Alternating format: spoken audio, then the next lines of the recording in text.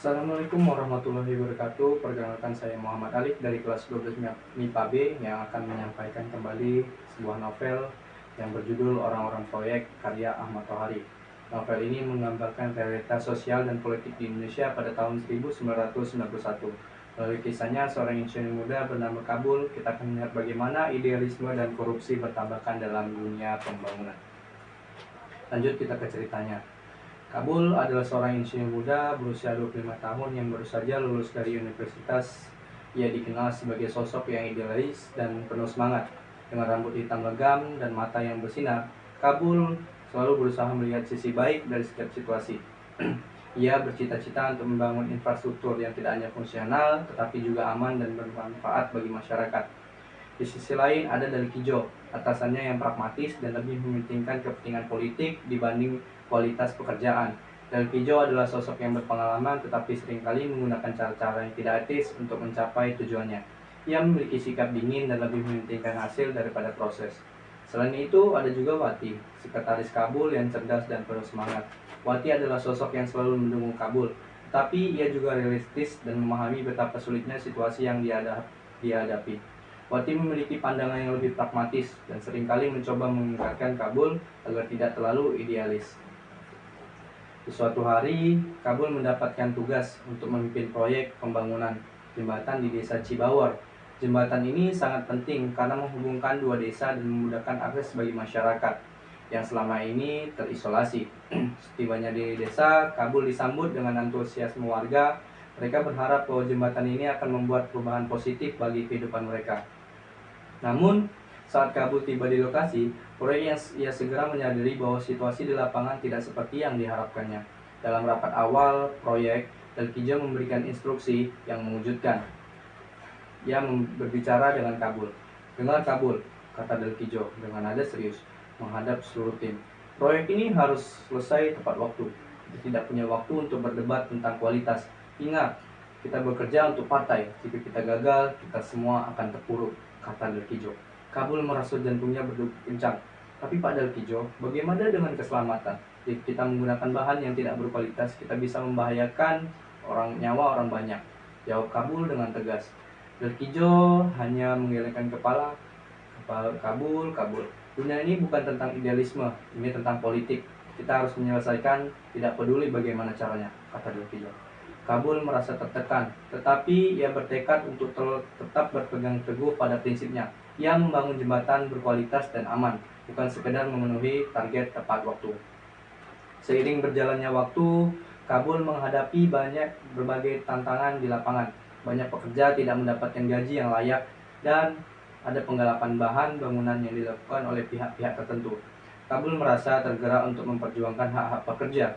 Suatu hari, saat ia berkeliling di lokasi proyek, Kabul mendapati beberapa pekerja berbicara di sudut. "Gaji kita belum dibayar lagi bulan ini. Bagaimana kita bisa bekerja seperti ini?" katanya. Keluh salah satu pekerja. Kabul merasa tergerak. Ia mendekati mereka dan berkata, "Saya akan berusaha untuk memperjuangkan hak kalian. Kalian tidak seharusnya diperlakukan seperti ini," kata Kabul. Namun pekerja itu hanya menggelengkan kepala. "Kami sudah mencoba, tapi tidak ada yang mendengarkan," kata pekerja tersebut. Kabul merasa putus asa, tapi ia tidak ingin menyerah. Ia mulai mengumpulkan informasi dan berencana untuk melaporkan keadaan ini kepada Dalkijo. Meskipun ia tahu bahwa atasannya tidak akan mudah menerima kritik, kata Kabul. Di tengah tekanan dan kesulitan, Kabul menjalin hubungan dengan Wati. Mereka seiring berbicara tentang harapan dan impian mereka untuk masa depan. Wati sangat mendukung Kabul, tetapi juga khawatir dengan keputusan-keputusan yang diambilnya. Suatu malam, setelah seharian bekerja keras di lokasi proyek, Kabul dan Wati duduk di sebuah kafe kecil di dekat kantor. Suasana kafe yang sangat hangat dan aroma kopi yang menyegarkan membuat mereka merasa lebih rileks. Namun, perasaan cemas masih menghantui mereka. "Kadang aku merasa kamu terlalu keras kepala, Kabul," kata Wati saat mereka menikmati secangkir kopi. "Kita harus realistis," kata Wati. "Tidak semua orang berpikir seperti kita." "Aku tahu, Wati. Jika kita tidak berjuang untuk yang benar, lalu apa yang bisa kita lakukan?" jawab Kabul dengan penuh semangat. Matanya berbinar-binar. "Aku tidak bisa membiarkan ketidakadilan ini terus berlanjut," sahut Kabul. Wati menghela napas. tampak khawatir. Kamu mungkin benar, tapi ingat, ada harga yang harus dibayar untuk idealismemu itu. Apa kamu siap untuk menghadapi konsekuensinya? Kabul menatap Wati, merasa ketegangan di antara mereka. Aku tidak ingin kehilangan dirimu, Wati, tapi aku juga tidak bisa mengabaikan tanggung jawabku terhadap pekerjaan dan masyarakat. Selanjutnya, setelah pertemuan dengan Dalkijo, Kabul merasa semakin tertekan. Ia tahu bahwa ia telah harus mengambil resiko untuk memperjuangkan keadilan, tapi rasa takut akan konsekuensi terus menghantuinya. Setiap kali ia melihat para pekerja yang berjuang untuk mendapatkan gaji, hatinya semakin tergerak untuk bertindak. Wati yang terus mendukung Kabul mulai merasakan beban berat di pundaknya. Ia khawatir tentang keselamatan Kabul dan juga tentang masa depan mereka. Suatu malam, saat mereka sedang berdiskusi di sebuah kafe, Wati mencoba untuk mengungkapkan perasaannya. Dalam dialognya, Kabul, aku tahu kamu sangat peduli dengan pekerja, tapi kita juga harus tahu memikirkan diri kita sendiri, kata Wati. Suaranya lembut namun penuh kekhawatiran. Apa yang akan terjadi jika Dalkijo mengambil tindakan terhadapmu, kata Wati. Apa kita siap untuk menghadapi semua ini? Kabul menatap Wati, merasakan ketulusan dalam kata-katanya. Aku mengerti, tapi aku tidak bisa hanya duduk dan melihat ketidakadilan ini, kata Kabul. Jika kita tidak berjuang sekarang, kapan lagi, katanya. Wati menghela nafas. Rasa terjepit antara dukungannya terhadap Kabul dan kekhawatirannya akan keselamatan mereka. Aku ingin bersamamu, Kabul, tapi kita harus berhati-hati. Kita tidak bisa membiarkan diri kita terjebak dalam permainan ini, kata Wati. Kabul mengangguk, menyadari bahwa Wati benar. Mereka harus merencanakan langkah-langkah mereka dengan hati-hati dan tidak terburu-buru dalam mengambil tindakan. Dalam praktiknya, Kabul membangun aliansi. Menyadari bahwa mereka tidak bisa melakukannya sendirian, Kabul dan Wati mulai mencari dukungan dari rekan-rekan kerja yang merasakan dampak penggelapan bangunan tersebut. Mereka mengadakan pertemuan rahasia di rumah salah satu pekerja, di mana mereka berbagi informasi dan merencanakan langkah-langkah ke depan. Dalam pertemuan tersebut, Kabul berbicara dengan penuh semangat. Kita semua tahu apa yang terjadi di proyek ini. Kita tidak bisa membiarkan Dalkijo dan pihak-pihak tertentu terus melakukan ini kepada kita. Kita harus punya hak untuk mendapatkan gaji yang layak dan bekerja dalam kondisi yang aman, kata Kabul. Salah satu pekerja Budi mengangguk setuju. Tapi kita harus hati-hati, Kabul, kata. Dalkijo punya banyak pengaruh. Dia bisa membuat hidup kita sengsara, kata Budi. Kabul mengangguk, menyadari bahwa mereka harus bersatu dan bekerja sama. Itu tidak bisa membiarkan rasa takut menghalangi kita. Jika kita bersatu, kita bisa membuat suara kita didengar, saut Kabul kembali. Kemudian, seiring berjalannya waktu, ketegangan mulai muncul di antara mereka. Beberapa pekerja mulai ragu dan merasa takut untuk melanjutkan rencana tersebut. Mereka khawatir tentang konsekuensi yang mungkin terjadi jika mereka melawan Dalkijo. Suatu malam, saat Kabul dan Wati berusaha meyakinkan pekerja lain untuk bergabung, salah satu pekerja Joko dengan tegas menolak. Aku tidak mau terlibat dalam masalah ini, kata Joko. Aku punya keluarga untuk dihidupi. Jika aku kehilangan pekerjaan ini, aku tidak tahu harus bagaimana, kata Joko. Kabul merasa frustasi. Joko, jika kita tidak berjuang sekarang, kita akan terus hidup dalam ketidakadilan, kata Kabul. Kita harus berani. Berani itu tidak selalu berarti bodoh, Kabul, kata Joko. Kita harus berpikir tentang masa depan kita, sautnya. Di tengah ketegangan ini, Wati mulai mencari dukungan dari luar. Ia menghubungi beberapa organisasi non-pemerintah yang peduli dengan hak-hak buruh. Ia berharap bahwa dengan mendapatkan dukungan dari pihak ketiga, mereka lebih kuat dalam menghadapi Dalkijo dan pihak-pihak yang terlibat dalam praktik penggelapan bahan bangunan. Suatu sore, Wati menemui seorang aktivis bernama Rina. Rina adalah seorang wanita berpengalaman yang banyak terjun membantu para buruh dalam memperjuangkan hak mereka. Rina, kami butuh bantuan. Kami memiliki bukti penggelapan di proyek jembatan, tapi kami takut untuk melaporkannya sendiri, kata Wati dengan penuh harapan. Kemudian dukungan yang terduga datang. Rina mengganggu, mendengarkan dengan seksama. Saya akan membantu kalian, tapi kita harus merencanakan ini dengan hati-hati, kata Rina. Kita tidak bisa terburu-buru, dan kita harus memastikan bahwa semua bukti yang kalian miliki itu dalam keadaan aman, kata Rina. Wati merasa lega mendengar kata-kata Rina. Kami sudah mengumpulkan dokumen-dokumen dan kesaksian dari para pekerja. Kami ingin melaporkan masalah ini ke pihak berwenang, tapi kami takut akan konsekuensinya, kata Wati. Rina tersenyum. Kalian tidak sendiri. Kita akan membangun strategi yang tepat untuk melindungi diri kalian dan memastikan suara pekerja didengar. Yang terpenting adalah kita harus bersatu, kata Rina. Kemudian rencana pun dijalankan. Setelah pertemuan dengan Rina, Kabul dan Wati kembali ke proyek dengan semangat baru. Mereka mengatur pertemuan rahasia dengan para pekerja untuk menjelaskan rencana mereka dan bagaimana Rina akan membantu. Teman-teman, kami telah mendapatkan dukungan dari seseorang aktivis yang berpengalaman. Rina akan membantu kita dalam memperjuangkan ini, kata Kabul. Suaranya penuh harapan. Kita tidak perlu takut lagi, kita bisa melawan ketidakadilan ini bersama-sama. Beberapa pekerja tampak sedikit ragu, tapi sebagian besar menunjukkan ketertarikan. Apa yang harus kita lakukan? Tanya Budi, yang sebelumnya skeptis bahwa akan berhasil. Kita akan mengumpulkan semua bukti dan kesaksian yang kita miliki. Dan Rina akan membantu kita menyusun laporan yang kita akan kirimkan ke pihak berwenang, jawab Fatih. Dan jika kita melakukannya dengan benar, kita bisa mendapatkan perhatian media, tambah Kabul. Ini adalah kesempatan kita untuk mengubah keadaan, jawabnya. Terus ketegangan mulai meningkat. Seiring dengan semakin dekatnya waktu untuk melaporkan kasus ini, ketegangan di antara pekerja semakin meningkat. Beberapa dari mereka mulai merasa takut akan pembalasan dari Pak Dalkijo dan pihak-pihak yang terlibat. Suatu malam, saat Kabul dan Wati sedang berdiskusi di rumah Wati, mereka mendengar suara gaduh di luar. Mereka berlari ke jendela dan melihat sekelompok orang yang tampak marah berkumpul di depan kantor proyek. Ada apa ini? Tanya Wati dengan perasaan cemas. Lalu Kabul menatap dengan serius. Mungkin mereka adalah orang-orang yang diutus Dalkijo untuk menakut-nakuti kita, sahut Kabul. Kita harus terus berhati-hati. Ya. Mereka segera menutup jendela dan berusaha tetap tenang. Kita harus segera melakukan semua ini, kata Wati. Kita tidak bisa membiarkan mereka menakut-nakuti kita lagi, kata Wati.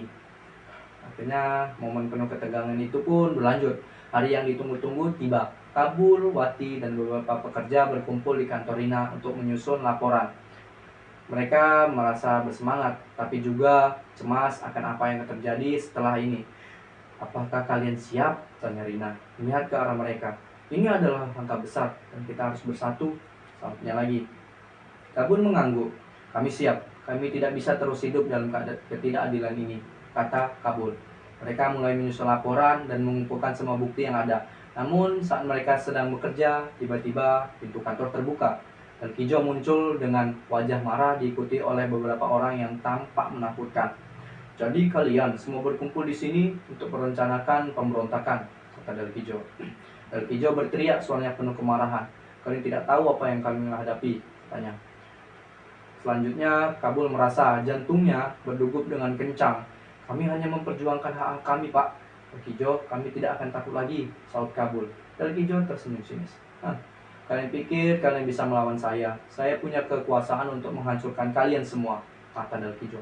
Kemudian Wati pun berdiri di samping Kabul, berusaha menunjukkan keberaniannya. Kami tidak akan mundur, kami punya bukti dan kami akan melaporkannya, Pak.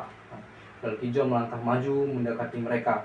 Kalian akan menyesal, saya bisa membuat hidup kalian menjadi sangat sulit. Dan jika kalian melanjutkan rencana ini, saya tidak akan ragu untuk mengambil tindakan, balas Dalkijo. Akhirnya krisis masalah pun berlanjut.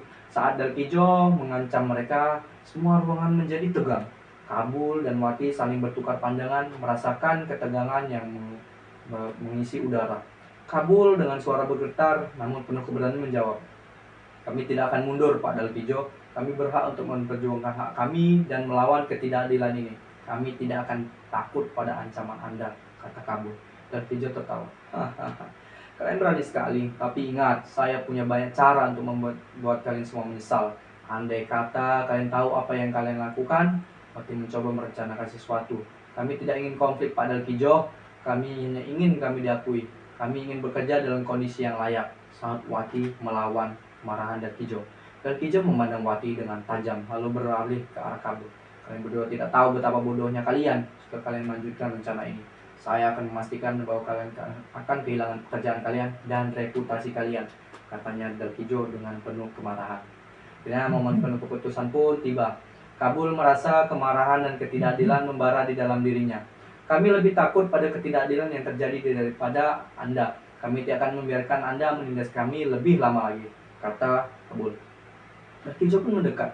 Wajahnya hanya beberapa inci dari wajah Kabul. "Kalian benar-benar ingin melawan saya? Baiklah, saya akan memberikan kalian pelajaran," kata Dalkijo. Dalam momen itu, Rina yang selama ini diam akhirnya berbicara. "Pak Dalkijo, kami memiliki bukti yang cukup untuk melakukan semua tindakan ilegal Anda. Jika Anda mengancam kami tidak akan ragu untuk melawannya." Dalkijo menatap Rini tampak terkejut dengan keberanian yang ditunjukkan. "Kalian semua akan menyesal. Saya akan memastikan bahwa kalian tidak bisa melanjutkan rencana ini," kata Pak Dalkijo. Dengan itu, Dalkijo berbalik dan meninggalkan ruangan, meninggalkan ketegangan yang menyelimuti mereka. Kabul dan Wati saling memandang dan menyadari bahwa situasi ini semakin serius. Akhirnya persiapan untuk melawan Dalkijo pun direncanakan. Setelah Dalkijo pergi, Rina mengumpulkan semua orang di ruangan. "Kita harus bersiap. Ini adalah momen penting dan kita tidak bisa mundur. Kita harus segera melaporkan semua ini," Rina. Kabul mengangguk, merasakan semangat baru. "Kita harus bergerak cepat. Jika kita menunggu terlalu lama, Dalkijo akan mengambil tindakan untuk menghentikan kita," kata Kabul. Mereka pun mulai merencanakan langkah selanjutnya. Rina menjelaskan bagaimana cara menyusun laporan dan mengumpulkan semua bukti yang diperlukan untuk melaporkan Dalkijo ke pihak berwenang. Saatnya kondisi pun semakin memanas. Akhirnya, saat mereka mulai menyusun laporan, kabar tentang pertemuan mereka bocor. Beberapa rekan kerja yang melaporkan kepada Dalkijo dan dalam waktu singkat, suasana di proyek itu pun berubah. Namun, banyak pekerja mulai merasa terancam dan ragu untuk berpartisipasi. Kabul dan Wati menyadari bahwa mereka harus segera bertindak sebelum Dalkijo mengambil keputusan dan langkah yang lebih jauh. "Kita tidak bisa membiarkan ketegangan ini menghalangi kita," kata Kabul dengan tegas. "Kita harus menunjukkan kepada mereka bahwa kita bersatu." Selanjutnya, Wati menambahkan, "Kita perlu mengadakan pertemuan lagi dan mengajak semua pekerja untuk mendiskusikan apa yang akan terjadi dan apa yang akan kita lakukan selanjutnya. Kita harus menunjukkan bahwa kita tidak sendirian," sahut Wati. Kemudian momen menghadapi Dalkijo pun semakin dekat. Beberapa hari kemudian, Kabul dan Wati mengatur pertemuan di tempat yang aman. Mereka mengundang semua pekerja dan menjelaskan situasi yang sedang mereka hadapi. "Kita harus bersatu. Jika kita tidak melawan sekarang, kita akan terus hidup dalam ketidakadilan," kata Kabul dengan penuh semangat. Budi yang sebelumnya ragu kini berdiri dan berkata, "Saya sudah melihat apa yang terjadi. Kita tidak bisa terus hidup dalam ketakutan. Mari kita berjuang bersama," kata Budi. Satu persatu pekerja mulai menunjukkan dukungan mereka. Mereka mulai merasakan terinspirasi oleh keberanian Kabul dan juga Wati. Semangat kolektif mulai tumbuh di antara mereka. Akhirnya momen penting ini pun berlanjut. Akhirnya mereka sepakat untuk melaporkan semua bukti kesaksian ke pihak berwenang. Wati dan Rina memproses penyusunan laporan. Sementara itu, Kabul dan pekerja lainnya mengumpulkan dokumen dan kesaksian dari semua yang terlibat. Dalam beberapa hari ke depan, mereka bekerja tanpa lelah, memastikan bahwa semua informasi yang relevan tercatat dengan baik. Setiap malam, mereka berkumpul di tempat yang aman untuk membahas kemajuan dan merencanakan langkah selanjutnya. Suatu malam, saat mereka sedang merampungkan laporan, Rina meminta semua orang untuk berkumpul. "Kita harus memastikan bahwa kita siap menghadapi kemungkinan reaksi dari Dalkijo. Dia pasti tidak akan tinggal diam setelah kita melaporkan ini," katanya. Kabul mengangguk. "Kita harus bersiap. Jika dia mencoba menghalangi kita harus tetap bersatu dan juga kita tidak bisa membiarkan ketakutan ini menguasai diri kita." Setibanya di hari pelaporan, hari yang ditunggu-tunggu akhirnya tiba. Dengan hati yang berdebar-debar, Kabul, Wati, Rina, dan beberapa pekerja lainnya berangkat menuju kantor polisi untuk menyerahkan laporan. Mereka tahu bahwa ini adalah langkah yang besar dan konsekuensi yang bisa sangat serius. Saat mereka tiba di depan kantor polisi, mereka disambut oleh petugas yang tampak ragu. "Apa yang kalian lakukan di sini?" tanya petugas itu. Menatap mereka dengan skeptis. Kabul melangkah maju. "Kami ingin melaporkan tindakan penggelapan dan ketidakadilan yang terjadi pada proyek jembatan. Kami memiliki bukti yang cukup untuk mendukung laporan ini," kata Kabul. Petugas itu mengerutkan kening. "Tunggu sebentar, saya akan memanggil atasan saya," kata petugas itu. Kabul dan yang lainnya menunggu dengan cemas. Mereka bertukar pandangan, merasakan ketegangan di udara.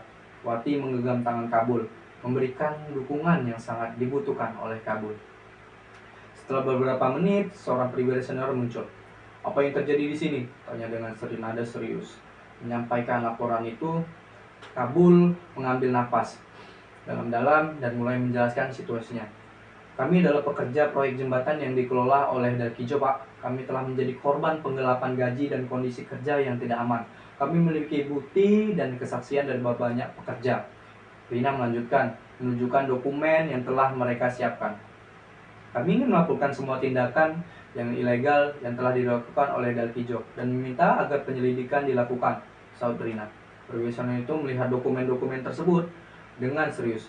Baiklah, kami akan memeriksa laporan ini. Namun, saya perlu memberi tahu kalian bahwa situasinya bisa menjadi rumit, kata perwira tersebut. Dalkijo memiliki banyak pengaruh. Kabul merasa semangatnya sedikit surut, tapi ia tidak ingin menyerah. Kami siap menghadapi risiko, kami tidak bisa terus hidup dalam ketidakadilan ini, sautnya. Akhirnya, ketegangan pun semakin berlanjut. Sementara itu di luar kantor polisi, Dalkijo sudah mengetahui bahwa laporan tersebut telah diajukan. Ia merasa marah dan terancam. Ini tidak bisa dibiarkan, teriaknya kepada anak buahnya. Kita harus menghentikan mereka sebelum mereka melangkah lebih jauh, kata Dalkijo. Ia memanggil beberapa orang kepercayaannya dan mulai merencanakan untuk menghalang-halangi Kabul melaporkannya. Kabul dan rekan-rekannya, kami tidak bisa memberikan mereka mendapatkan dukungan. Kita harus membuat mereka terlihat buruk di mata publik, kata Dalkijo. Kemudian setelah melaporkan kasus tersebut, Kabul dan Wati kembali ke tempat tinggal mereka. Mereka merasa lega, tetapi juga khawatir tentang apa yang akan terjadi selanjutnya. Lalu kita sudah melakukan yang terbaik, kata Wati, berusaha menenangkan diri. Sekarang kita tidak perlu menunggu melihat bagaimana pihak berwenang merespon, saatnya. Namun ketegangan di antar pekerja semakin meningkat. Beberapa dari mereka mulai merasa takut akan pembalasan dari Dalkijo. Apa yang akan terjadi jika dia tahu kita melaporkan ini? Tanya Budi, tampak dengan cemas. Kabul berusaha memberikan semangat. Kita harus tetap bersatu. Jika kita mundur sekarang, semua usaha kita akan sia-sia. Kita harus percaya bahwa keadaan akan menang. Selanjutnya, beberapa hari setelah laporan tersebut, Dalkijo memutuskan untuk mengadakan pertemuan dengan semua pekerja. Ia ingin menunjukkan kekuasaannya dan menakut-nakuti mereka agar tidak melanjutkan perjuangan mereka. Dengar semua, Dalkijo berdiri di depan kerumunan pekerja. Suaranya menggema di ruang pertemuan. Saya tahu ada beberapa dari kalian yang telah melaporkan saya ke pihak berwajib. Ini adalah tindakan yang sangat bodoh. Kalian semua tahu saya memiliki kekuatan untuk membuat hidup kalian menjadi sangat sulit, kata Dalkijo. Kabul yang berdiri di barisan depan tidak bisa menahan diri. Kami tidak akan takut pada Anda lagi, Pak. Kami berhak untuk memperjuangkan hak kami dan melawan ketidakadilan, kata Kabul. Suasana di ruangan menjadi tegang. Beberapa pekerja tampak ragu, tapi banyak juga yang mulai berani untuk bersuara. Kami tidak akan membiarkan Anda menindas kami lebih lagi, Pak, teriak Budi, diikuti oleh sorakan dari rekan-rekannya. Dalkijo terlihat marah. Kalian semua akan menyesal. Saya akan pastikan bahwa kalian tidak akan mendapatkan pekerjaan di tempat lain. Dan saya akan menghancurkan reputasi kalian semua. Momen penuh ketegangan dan keberanian pun berlanjut. Rina yang sebelumnya diam melangkah maju. Dia tidak akan mundur. Kami telah mengumpulkan bukti dan kami akan melanjutkan perjuangan ini. Kami memiliki dukungan dari pihak berwenang dan kami tidak sendirian, sautnya Rina. Kabul menambahkan, kami sudah cukup hidup dalam ketakutan ini. Kami akan melawan ketidakadilan ini dan sampai akhir.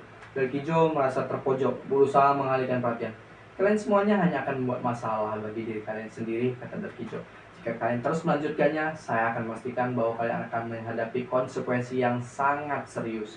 Namun, semangat para pekerja tidak padam. Mereka mulai berteriak, kami bersatu, kami tidak takut, kata para pekerja. Kemudian penyelidikan pun dimulai. Setelah pertemuan tersebut, pihak berwenang mulai melakukan penyelidikan terhadap laporan yang diajukan oleh Kabul dan rekan-rekannya. Mereka mengumpulkan bukti dan melakukan wawancara dengan pekerja lain yang terlibat. Merasa tertekan oleh Dalkijo, semua proses penyelidikan banyak pekerja yang memberikan kesaksian tentang pengalaman buruk mereka. Beberapa bahkan berani berbicara tentang penggelapan gaji dan kondisi kerja yang tidak aman. Semakin banyak bukti yang terkumpul, semakin kuat posisi mereka. Dalkijo yang merasa terancam, ini mulai mencari cara untuk mengalihkan perhatian dari masalah ini. Ia mencoba menyuap beberapa pihak berwenang, tetapi usaha tersebut tidak membuahkan hasil. Kekuatan kolektif pekerja semakin sulit untuk diabaikan. Akhirnya keputusan pihak berwenang pun keluar. Setelah beberapa minggu penyelidikan, pihak berwenang akhirnya mengumumkan hasilnya.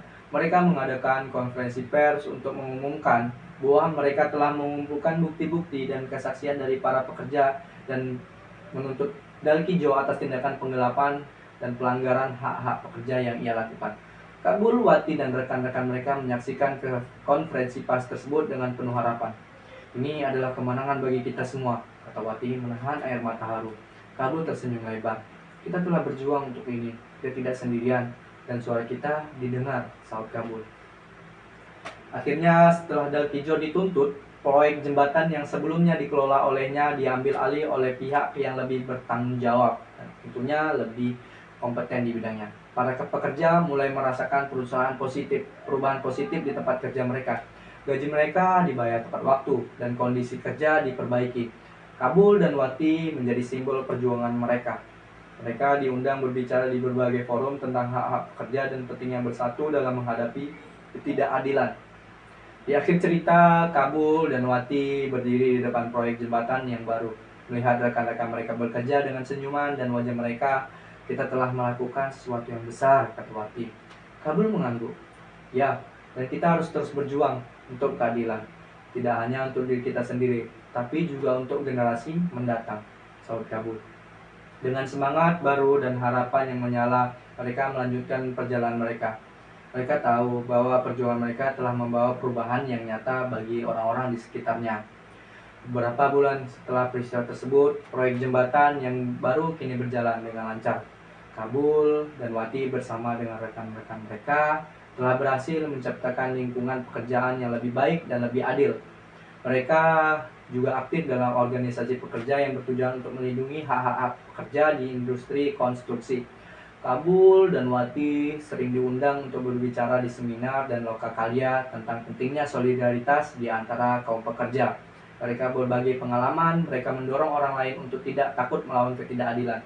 Mereka menjadi inspirasi bagi banyak orang yang merasa tertekan dan terpinggirkan. Suatu hari saat mereka sedang berbicara di sebuah seminar, seorang pekerja muda berdiri dan bertanya, "Bagaimana Anda bisa begitu berani melawan Dalkijo? Apa yang membuat Anda tidak takut?" Kabul tersenyum dan menjawab, "Keberanian bukan berarti tidak merasa takut. Keberanian adalah tentang melawan ketakutan itu sendiri. Ketika kita bersatu dan mendukung satu sama lain, kita menjadi lebih kuat. Kita tidak sendirian dalam perjuangan ini," katanya Kabul. Wati menambahkan, "Kami belajar bahwa suara kita penting. Kita berbicara, berdiri bersama, kita bisa membuat perubahan. Jangan pernah meremehkan kekuatan kolektif." Seiring waktu, banyak pekerja yang terinspirasi oleh perjuangan Kabul dan Wati mulai bersatu untuk memperjuangkan hak-hak mereka di tempat kerja. Masing-masing di berbagai proyek mereka memulai serikat pekerja dan mengadvokasi kondisi kerja yang lebih baik.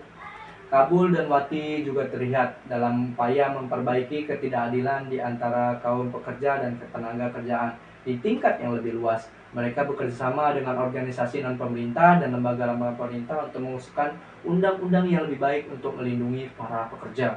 Suatu hari, mereka mendapatkan kabar bahwa undang-undang baru tentang perlindungan pekerja telah disahkan oleh pemerintah.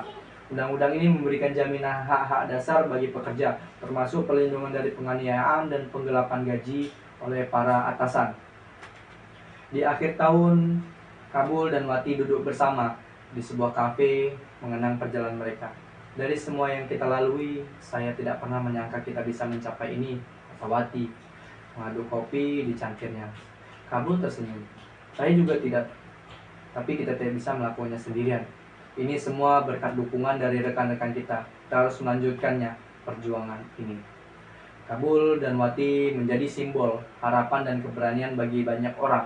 Mereka telah membuktikan bahwa bersatu, pekerjaan dapat melawan ketidakadilan dan menciptakan perubahan yang berarti. Perjuangan mereka bukan hanya untuk diri sendiri, tetapi untuk pekerja yang berjuang untuk hak-hak mereka. Dengan semangat yang tidak pernah padam, mereka melanjutkan perjalanan mereka, siap menghadapi tantangan baru dan berkomitmen untuk memperjuangkan hak dan keadilan bagi mereka semua. Akhir cerita, demikianlah cerita dari Kabul dan Wati yang menunjukkan bahwa keberanian, solidaritas, dan perjuangan kolektif dapat membawa perubahan yang besar dan signifikan dalam hidup para pekerja. Semoga cerita yang saya sampaikan ini menginspirasi bagi kita yang membaca ataupun kalian semua yang mendengarkan. Apabila ada kesalahan kata dalam penyampaian atau ada yang kurang jelas, mohon dimaafkan. Akhirul kalam, saya akhiri. Wabillahi taufik wal hidayah. Wassalamualaikum warahmatullahi wabarakatuh.